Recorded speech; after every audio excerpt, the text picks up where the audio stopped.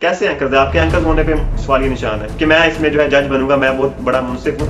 हक खतीब सरकार हम आ रहे हैं, जैसे उन्होंने कहा था कि इंजीनियर साहब हम आ रहे हैं, मतलब ये शख्स अपनी ही मर्जी के लोगों को बुलाता है, अपनी ही मर्जी की डेट फिक्स करता है। आपने उधर भी यही करना था इंजीनियर साहब के साथ जाके अकेडमी में भी, जानबूझ के लोग क्यों फ्राई कर रहे हैं उसमें? अपने चैनल बना दिया, अपने चैनल की खातिर इतनी कुर्बानियां दे दी हुई हैं कि बस वो चैनल भी याद करता होगा कि ये बहुत बड़ा मोहसन है मेरे पे।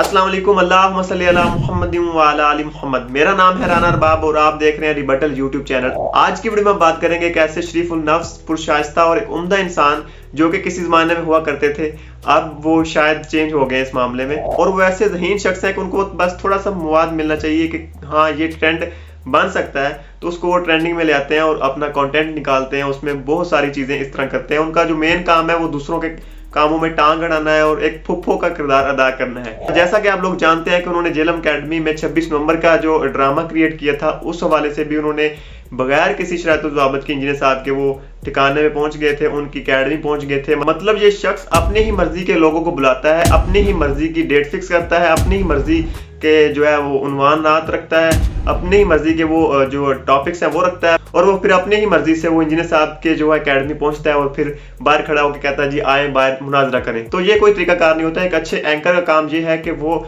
एक हर काम में लुच फ्राई उस तरह से ना करे, बल्कि वो न्यूट्रल रह के चीज़ों को लेके चले और हर बंदे से एक तरीकाकार से, एक शरायत-ओ-ज़वाबित से काम लेके चले। और अगर मुनाजरे कराने का आपको इतना ही शौक है, एक दोनों तरफ से एग्रीमेंट होता है वो आप अप्रूव करें, फिर उसके बाद जो लाया अमल होता है अगला वो तय करें। इसी तरह ही पिछला सारा कुछ आपको पता है कि वो क्या है, वो हर वक्त तंज मजाक भी करते रहते हैं इंजीनियर साहब पर हर बात पे, क्योंकि उधर से ही उनको सारी प्रमोशन मिली है। अपने प्रोग्राम्स इन्होंने शुरू किए थे इंजीनियर साहब के हवाले से और फिर करते ही चले गए थे। उनको पता था कि प्रमोशन मिल रही है मुझे। उसके बाद फिर इन्होंने अपने चैनल पे इतना वर्क करना शुरू किया कि वो सारी कंट्रोवर्सी क्रिएट कर दी इस हवाले से, इंजीनियर मोहम्मद रमींदर साहब के हवाले से। तो ये शख्स जो है वो दूसरों के प्रोग्राम्स करते हैं, उनके बारे में बातें करते हैं, उसके बाद उनके खिलाफ हो जाते हैं ताकि लोग क्यूरियस हों और मेरा कंटेंट भी चले और मैं फेमस हो जाऊं। ये चीजें भी इनमें जो है पाई जाती हैं किसी हद तक। इनकी कुछ अच्छी चीजें भी हैं। इनका बहुत अच्छा एक प्रोग्राम है, मैं और मौलाना उन्होंने शुरू किया हुआ है, तो वो एक बहुत अच्छी चीज है कि दूसरे जो मसलक हैं उनके लोगों को बिठाते हैं, फिरकों के लोगों को बिठाते हैं, आपस में जो है वो बातचीत करते हैं बिना किसी लड़ाई के। तो वो इस प्रोग्राम को लेकर चल रहे हैं, वो काफी अच्छे तरीके से चल रहा होता है। लेकिन जब ये दूसरों के कामों में टांग अड़ाते हैं और फिर एक ट्रेंड सेट करने की कोशिश करते हैं, और इसी तरह ही इकरारुल हसन साहब और हक खतीब साहब जो है उनका आपस में जो मुनाजरा या जो भी उनकी कंट्रोवर्सी चल रही थी, तो इस मौके का भी फायदा उठाते हुए इन्होंने चौका मारा और अपनी ही मर्जी की डेट सेलेक्ट कर दी जैसे पहले किया था। मतलब ये कहाँ के एंकर है कि बगैर किसी की मर्जी के दोनों तरफ से आप लोगों ने मतलब डेट फिक्स कर ली है और एक तरफा फैसला करके आप चल पड़े हैं और इस तरह जो है वो सिस्टम को लेकर चल रहे हैं। कंट्रोवर्सी चल रही है हक खतीब सरकार और इकरारुल हसन साहब के दरमियान में, लेकिन उन्होंने देखा कि यहाँ पे ट्रेंड सेट हो सकता है। वो ट्रेंड को पहले देखते हैं गौर से, क्या ये ट्रेंड बन सकता है, उसको फिर ट्रेंडिंग में ले आते हैं और फिर अपने जो कंटेंट है वो निकालते रहते हैं। ये तो उन्होंने देखा कि हाँ बहुत अच्छा कंटेंट ये बनेगा, तो उन्होंने फिर दौड़ में सबसे आगे आके उन्होंने अपनी तरफ से एक वीडियो बना दी कि मैं इसमें जो है जज बनूंगा, मैं बहुत बड़ा मुंसिफ हूँ। तो उन्होंने आके वीडियो बना दी थी, 14 फरवरी की डेट सेलेक्ट कर दी हमने, आप 14 फरवरी को जो है वो हम आ रहे हैं, हक खतीब सरकार हम आ रहे हैं। जैसे उन्होंने कहा था कि इंजीनियर साहब हम आ रहे हैं, तो बगैर उन्होंने हक खतीब सरकार से डेट पूछे ही उनके आस्थाने पे चले गए। तो ये इनका इल्मी लेवल है इन एंकर्स का। तो बात करते हैं कि हम बहुत पढ़े लिखे हैं और हम तो सुलह करवाना चाहते हैं, ये करवाना चाहते हैं, तो आप एक फसादी हैं, फसाद बर्पा करना चाह रहे हैं असल में, क्योंकि ये सब कुछ नजर आ रहा है ना। आप दोनों तरफ से एक डेट सेलेक्ट करें, आप दोनों तरफ से एग्रीमेंट करें, फिर आप जाए। अगर नहीं अगला बंदा मान रहा तो आप जानबूझ के लुच क्यों फ्राई कर रहे हैं उसमें, क्यों उसमें घुसना चाह रहे हैं, आप क्या चाहते हैं? मतलब सारा कुछ नजर आ रहा है किसके खातिर आप कर रहे हैं। आपने एक चैनल बना दिया, अपने चैनल की खातिर इतनी कुर्बानियां दे दी हुई हैं कि बस वो चैनल भी याद करता होगा कि ये बहुत बड़ा मोहसन है मेरे पे। और उससे मजे की बात कि वो फिर हक खतीब सरकार के आस्थाने पे खुद गए ही नहीं है, वो इतने डर के बुज़दिल बन के घर बैठ गए। उन्होंने अपने अभी हाल ही में एक जो है वो इंटरव्यूज भी दी है और अपनी चैनल पे वीडियो अपलोड की है कि मैं डरा नहीं हूँ, मैं कोई बुज़दिली का मुजाहरा नहीं किया, मैं घर इसलिए बैठा हूँ कि आप लोग कहेंगे कि पता नहीं व्यूज की खातिर कर रहा है ये वो फलां। तो भाईजान अगर आप उधर जाके आपने क्या करना था, वीडियोस बनानी थी, कंटेंट निकालना था, वो आप घर बैठ के भी तो निकाल रही हैं ना। वो व्यूज तो आप उतने ही ले रहे हैं, सारा कुछ वो आपका जो आपका मकसद है वो तो आप इधर बैठ के भी हासिल कर रहे हैं। क्योंकि अगर फेसबुक पे या कहीं पे इकरारुल हसन साहब की वीडियो उधर जो भी आ रही थी साथ साथ आप उसी को कॉपी करके पेस्ट करिए। जैसे अपने चैनल पे आपने ना उन पे वर्डिंग दी है कोई, बस उसको कॉपी की और अपने चैनल पे पेस्ट कर दिया आपने।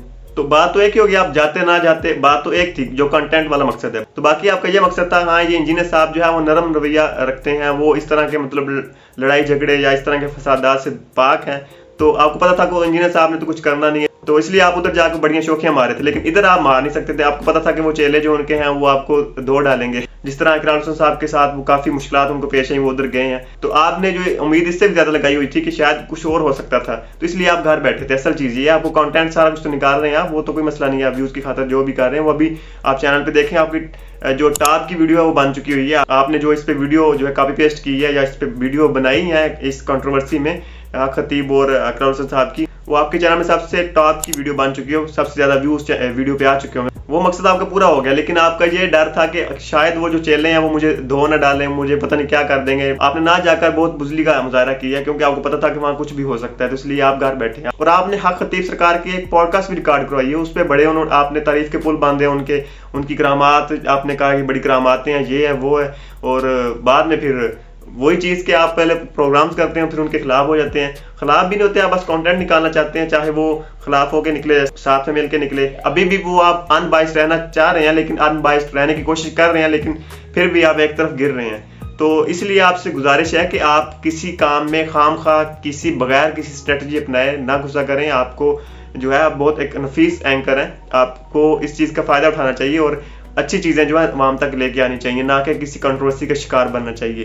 तो इकरार हुसैन साहब का सहारा लेके आप खुद ब खुद जो है इस कंट्रोवर्सी में घसीटे जा रहे हैं और बाद में जी हम बहुत एक अच्छा काम कर रहे हैं दुनिया में, तो ऐसा कुछ नहीं होता। अगर आप इतने सिंसियर थे तो हक खतीब सरकार से डेढ़ लेते, उनसे बिठाते, और उधर अगर आप चले भी जाते साथ या ना भी गए तो आपने क्या कारनामा सार अंजाम दिया। आप देखें वो जो है एक जमे गफीर में बैठे हुए हैं दोनों, हक खतीब साहब और जो इकरार हुसैन साहब हैं। तो वो आपने एक मुनाजरे की फिजा जो पैदा की है, 14 फरवरी की डेट आपने दे दी है, ऐसे ही फेंक दी है। तो क्या आपने कोई उसका अरेंजमेंट भी किया, क्या एक कमरे में बैठ के दोनों गुफ्तगू करते तो वो उसका रिजल्ट भी अच्छे आते। लेकिन आपने एक ऐसी अवाम में छोड़ दिया। आपने उधर भी यही करना था, इंजीनियर साहब के साथ जाके अकेडमी में भी उधर आप लोगों ने इस तरह करना था। आप उनके साथ जो चेले आए हुए थे, उनके साथ जो एक मौलवी टाइप लोग आए हुए थे हनीफ कुरैशी साहब के साथ, उन्होंने भी उधर यही जो है हल्ला बोलना था। अगर उनको कोई बात नहीं मिलनी थी उन्होंने ऐसे ही शोर करना था जैसे खतीब सरकार के चेलों ने किया था, तो उन्होंने भी ऐसे ही करना था। तो आपका मकसद यही होता है कि बस फसाद बर्पा करना, कोई मैनेजमेंट नहीं है, कोई अरेंजमेंट नहीं है आप लोगों की।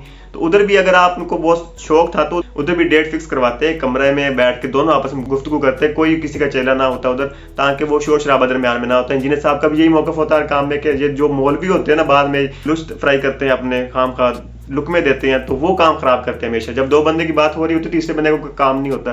तो इसी तरह उधर भी यही हुआ। तो आप लोगों को अरेंजमेंट्स और मैनेजमेंट का कोई पता नहीं है, आप लोग ऐसे घुस पड़ते हैं।